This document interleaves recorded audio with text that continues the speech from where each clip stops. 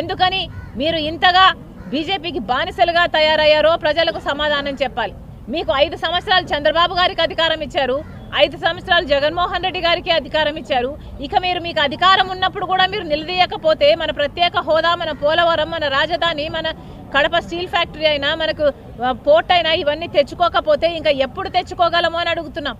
ఇప్పటికీ కూడా 25 మంది ఎంపీలు ఉన్నారే.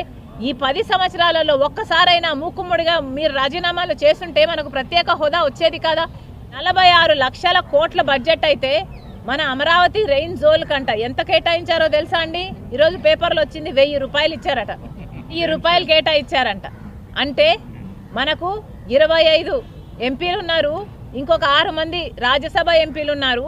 మొత్తం 31 మంది ఎంపీలు ఉంటే తలా 33 రూపాయలు తీసుకొచ్చారన్నమాట. ఇంతకంటే సిగ్గుమాలిన పని ఇంకేమైనా ఉందా?